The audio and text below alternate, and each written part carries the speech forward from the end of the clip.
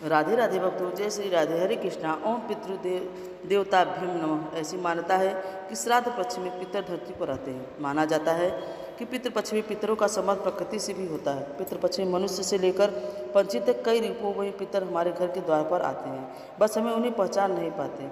किन किन रूपों में पितर हमारे द्वार पर आते हैं, इस बारे में पहले जानते हैं। इसके बाद हम सुनेंगे पितृपक्ष के दिनों में सुनी जाने वाली कुछ कथाएं।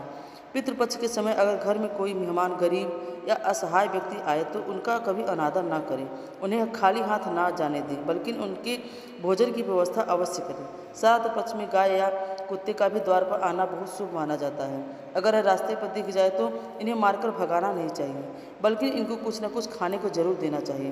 पितृपक्ष में घर पर आए हुए कौवे को कभी नहीं भगाएं, बल्कि कौवे को भी भोजन दें। ऐसा करने से पितर प्रसन्न होते हैं। धार्मिक मान्यताओं के अनुसार पितर पक्ष में 15 दिनों तक कौवे के द्वारा ही पितर अन्न ग्रहण करते हैं। इससे न सिर्फ वे तृप्त होते हैं, बल्कि अपने परिवारजनों को भरपूर आशीर्वाद भी देते हैं।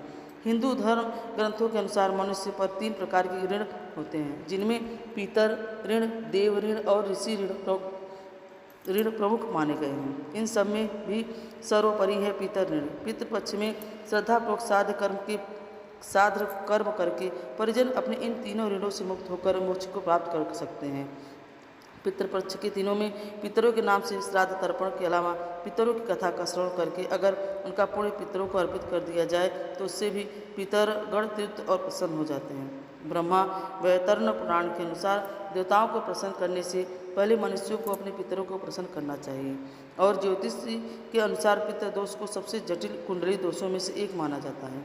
पितरों की आत्मा की शांति के लिए हर साल भाद्रपद शुक्ल पूर्णिमा से अश्विनी कृष्ण अमावस्या तक के काल को, जिसे पितृपक्ष कहा जाता है, पितरों के नाम से दान पुण्य आदि कार्य किए जाते हैं। ऐसी मान्यता है कि इस दौरान कुछ समय के लिए यमराज जी पितरों को आज़ाद कर देते हैं, ताकि वे अपने परिवारजनों द्वारा किया गया श्राद्ध ग्रहण कर सकें। भगवद गीता का पाठ या श्रीमद् भागवत पुराण की कथाओं का श्रवण करने से भी पितर प्रसन्न हो जाते हैं।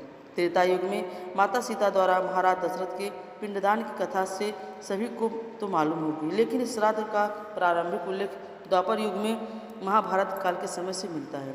महाभारत के अनुशासन पर्व में भीष्म पितामह के महाराज युधिष्ठिर के साथ श्राद्ध के संबंध के में बातचीत का वर्णन मिलता है। महाभारत काल में सबसे पहले श्राद्ध का उपदेश अत्रि मुनि ने महर्षि निमि को दिया था। इसे सुनने के बाद ऋषि मुनि ने श्राद्ध का आरंभ किया था। उसके बाद अन्य महर्षियों को चारों वर्णों के लोग भी श्राद्ध करने लगे थे। वर्षों तक श्राद्ध का भोजन करते रहने से पितर देवता पूर्ण तृप्त हो गए। श्राद्ध का भोजन लगातार करने से पितरों को अजीर्ण रोग हो गया। इससे उन्हें बहुत कष्ट होने लगा।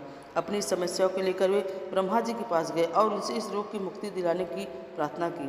पितरों की प्रार्थना से द्रवित होकर ब्रह्मा जी ने कहा, आपका कल्याण तो अग्निदेव करेंगे। तब अग्निदेव ने पितरों से कहा कि अब से श्राद्ध में मैं आपके साथ भोजन करूंगा, मेरे साथ रहने से आपका अजीर्ण दूर हो जाएगा। यह सुनकर पितर बड़े प्रसन्न हुए। बस तभी से श्राद्ध में सबसे पहले अग्नि का भोग दिया जाने लगा। पितरों को अजीर्ण रोग से मुक्ति मिल गई। ऐसा कहा जाता है कि अग्नि में हवन करने के बाद पितरों के निमित्त दिए जाने वाले पिंडदान को ब्रह्मा राक्षस भी दूषित नहीं करते हैं। सबसे पहले पिता, उनके बाद दादा और उनके बाद परदादा के निमित्त पिंडदान करना चाहिए। यही श्राद्ध की विधि है। श्राद्ध में हर गृहस्थ को अपने पितरों के नाम से कुछ न कुछ दान अवश्य देना चाहिए। अब सुनिए श्राद्ध पक्ष में हर दिन सुने जाने वाली कथा। प्राचीन कथा के अनुसार जोगे और भोगे 2 भाई थे। जोगे धनी था और भोगे निर्धन था। दोनों भाइयों में बड़ा प्रेम था, लेकिन जोगे की पत्नी को धन का घमंड था और उधर भोगे की पत्नी बिल्कुल सरल हृदय की थी। पितृपक्ष आने पर जोगे की पत्नी ने उससे पितरों का श्राद्ध करने के लिए कहा तो जोगी इसे बेकार का काम समझकर टालने लगा, लेकिन उनकी पत्नी को यह पता था कि अगर ऐसा नहीं किया तो लोग बहुत बातें बनाएंगे। जोगी की पत्नी को घमंड तो था ही, साथ ही उसे अपने मायके वालों को दावत पर बुलाने और अपनी अमीरी दिखाने का भी यह बिल्कुल सही अवसर लगा। आखिरकार वह अपने पति से बोली कि अगर आप मेरी परेशानी की वजह से ऐसा कर रहे हैं तो तुम श्राद्ध मत करो, मैं सहायता के लिए भोगे की पत्नी को बुला लूँगी, दोनों मिलकर सारा काम कर लेंगे। फिर तो उसने जोगे को अपने मायके न्योता देने के लिए भेजा और दूसरे दिन उसके बुलाने पर सुबह सवेरे ही भोगे की पत्नी आकर काम में लग गई। उसने भोजन तैयार किया। तरह तरह के पकवान बनाए और फिर सभी काम समाप्त करके अपने घर आ गई, क्योंकि उसे भी तो अपने घर पर पितरों का श्राद्ध तर्पण करना था। इस अवसर पर जोगी की पत्नी ने उसे जाने से नहीं रोका और ना ही वह रुकी। दोपहर के समय पितृ भूमि पर उतरे, क्योंकि श्राद्ध पक्ष के दिनों में दोपहर के समय ही पितरों के निमित्त श्राद्ध तर्पण का काम करना शुभ माना जाता है। तो दोपहर के समय पितर भूमि पर उतरे। जोगे भोगे के पितर पहले जोगे के यहाँ गए। वहाँ गए तो उन्होंने देखा कि उसके ससुराल वाले तो उनसे पहले ही भोजन करने पर जुटे हैं। आखिरकार पितर फिर भी भोगे के घर गए, जहाँ पितरों के नाम पर अगरी दे दी गई थी। पितरों ने अगियारी की राख चाटी और भूखे ही नदी तट पर पहुंच गए। थोड़ी ही देर में नदी के किनारे सभी पितर एकत्रित हुए और अपने यहाँ परिवारजनों के श्राद्धों की तारीफ करने लगे। जोगी भोगे के पितरों ने अपनी आप बीती कही। फिर वे सोचने लगे कि अगर भोगे समर्थवान होता तो उन्हें भूखा नहीं रहना पड़ता, लेकिन भोगे के घर में तो 2 वक्त की रोटी भी खाने को नहीं थी। यह सब सोचकर उन्हें भोगे पर दया आ गई और फिर वे खुशी में चिल्लाने लगे कि भोगे के घर धन हो जाए, भोगे भी धनवान हो जाए, शाम हो चली थी और अब भोगे के बच्चे भी भूखे से। उन्होंने अपनी माँ से कहा, माँ भूख लगी है।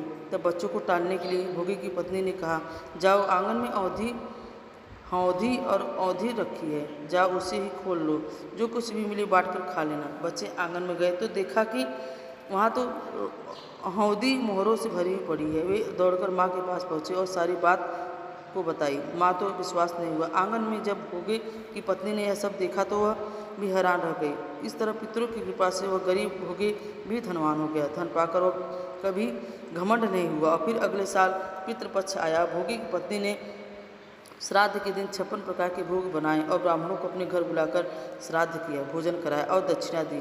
सोने चांदी के बर्तनों को जेठ जेठानी को भोजन कराया, जिससे प्रीतर प्रसन्न हुए और तुरंत तृप्त हुए। यह श्रद्धा पक्ष के दिनों में सुनी जाने वाली जोगी और भोगी कथा अगर आपको अच्छी लगी हो तो वीडियो को लाइक करके कमेंट बॉक्स में पितृ देवता की जय जरूर लिखिएगा। राधे राधे भक्तों।